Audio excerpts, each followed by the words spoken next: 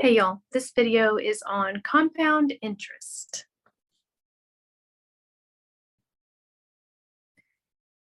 In some situations, a principal amount accrues interest more than one time a year, and we call this compound interest.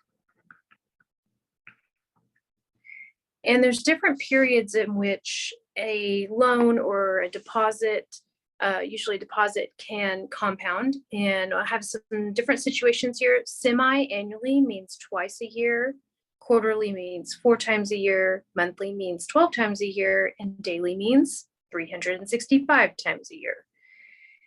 And in this type of interest, the rate is divided up over the number of periods there are. And we call periods N. Where is that? There is periods are N and rate is R over the year, which is T. To find the interest for the very first period, we use the principal times the rate divided up over those number of periods. And then you take that amount and you add it to your principal, your initial amount that you already had. Now, if we factor out that P, this now looks like P times 1 plus R over N. And that's just the first period. And then for each year after that, we are multiplying by R over N successively. And when you multiply by a common factor over and over and over again, this is an example of an exponent. So compounding interest is an exponential function. The future value, the formula that we use to find the ending amount, the total amount, the future value of compounding interest is A equals P times 1 plus R over N. And then this exponent that I was talking about is N times T. So N represents the number of times it's compounding and T represents the number of years. So N times T would be the number of times per year, where A is the future value, P is the principal, R is rate, N is compounding periods,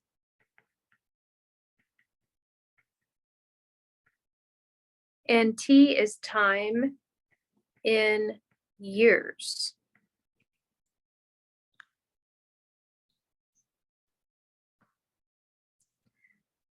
So now we will use that to figure out these examples. We've got $3,562 at 5.2% compounded monthly for 2 years. So they're giving us all of the information that we need. We've got in our formula, well, let me back up. We know this is a compounding problem because of the word compounded. So we're going to use this formula. Whoops, that's not it. That's a P. There we go. P times 1 plus R over N to the NT. And then each piece is given to us. P is the principal. R is the rate. We are going to have to convert that. N is the number of times it compounds. This is monthly. And T is the time in years. And then we just plug it in. 3562 times 1 plus 0.052 over 12 to the 12 times 2, N times 2. And then I would recommend at this point using your calculator. Definitely don't do it by hand. And I would also recommend doing it all in one step. Just be careful about how you type it in.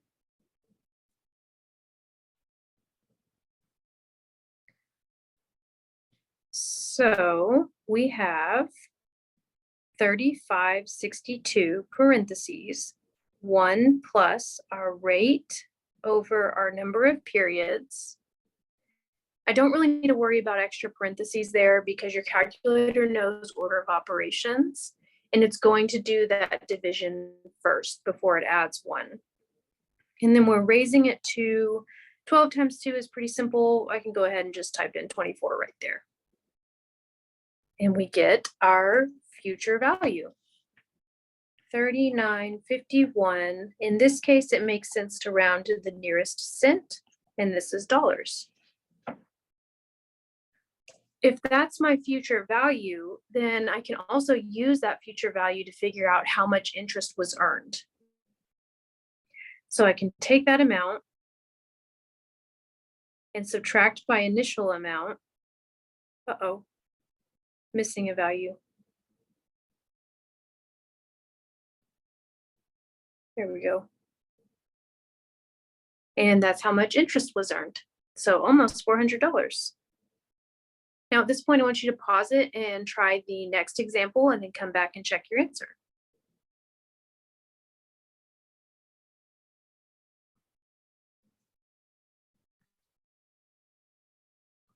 Okay, you should have gotten $18,717.72 when you round to the nearest cent. So that's not too bad as long as you just follow the formula. You can also use your calculator if you have a TI-84, and we're going to use our finance app. So you can choose whether you want to do it by hand the way we just did it, or if you want to use the calculator, which I'm about to show you. There's a couple things you're going to have to remember here before we get into the calculator. I'm going to swipe that over.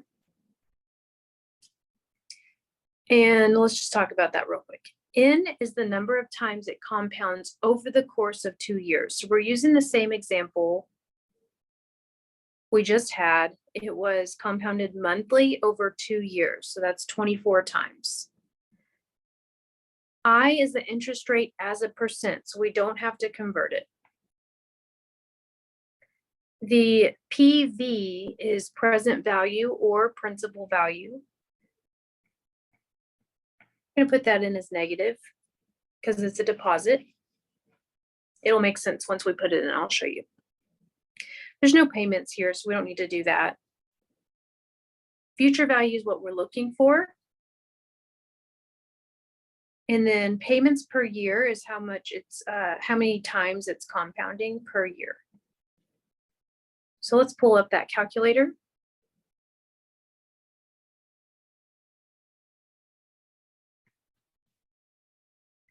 And we're going to go to apps,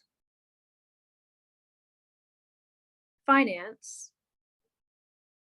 TVM solver.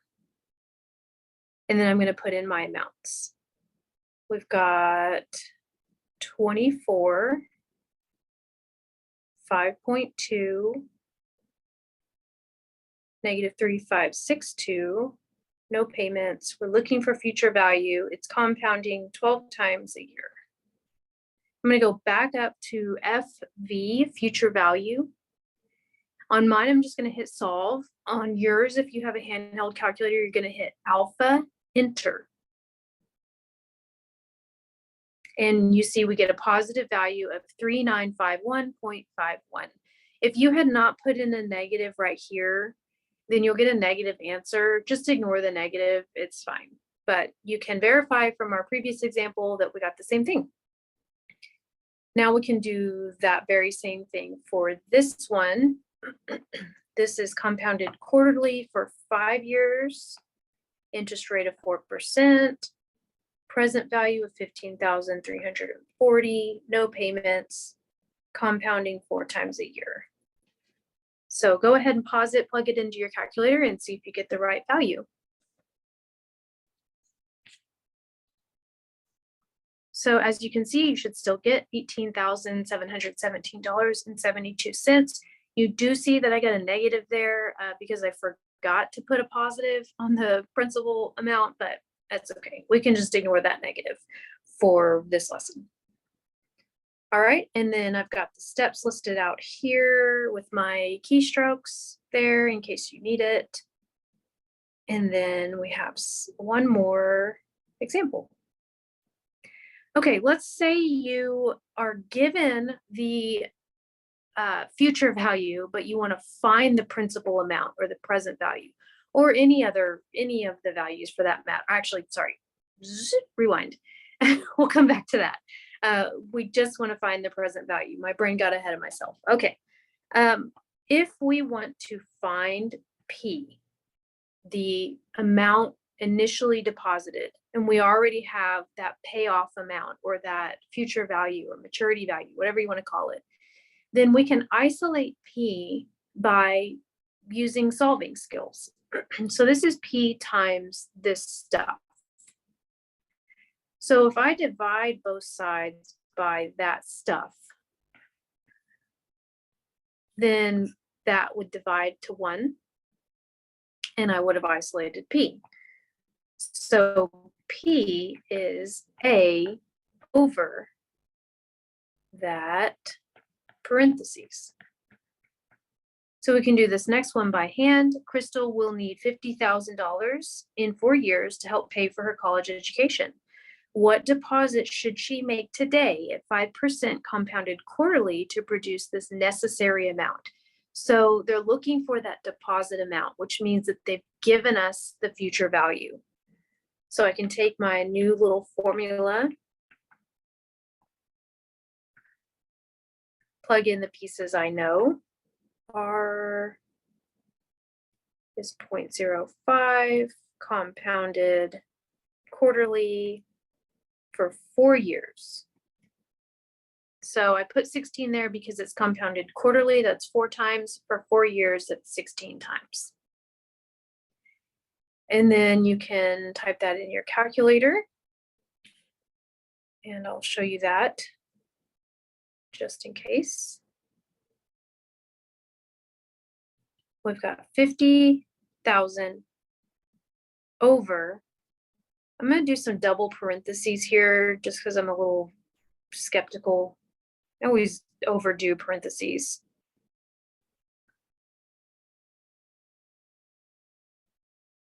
Or close it, raise to the 16th, close it. And we get about $40,987.32. So this girl would have to deposit $40,000 to get $50,000 after 4 years. That's a lot of money to deposit. So there's your present value, your principal value. You can do this in the calculator using the TBM solver. If you don't have a calculator, there are free TBM solvers. If you just Google it, TBM solver, then you'll find some calculators online. They're slightly different, but if you just play with it a little bit, you should be able to figure it out. So the number of times it compounds in the 4 years was 16. The interest rate was 5. We don't know the present value, no payments. Future value was 50,000. And the number of times it compounds per year was 4. And so when you input all those and you do alpha enter on PV, you should still end up with that same amount that we got above. You can go ahead and pause it and try it, just check it out. But that is it. Oh, what I was getting ahead of myself earlier was if you're missing the rate or the time or any of those pieces, you can use the TBM solver to find that missing piece. This formula specifically was for present value or principal amount, but if you're missing any of the other pieces, you can definitely use the TBM solver. So that's all I have for this lesson. I hope you enjoyed it, and I'll see you in the next one.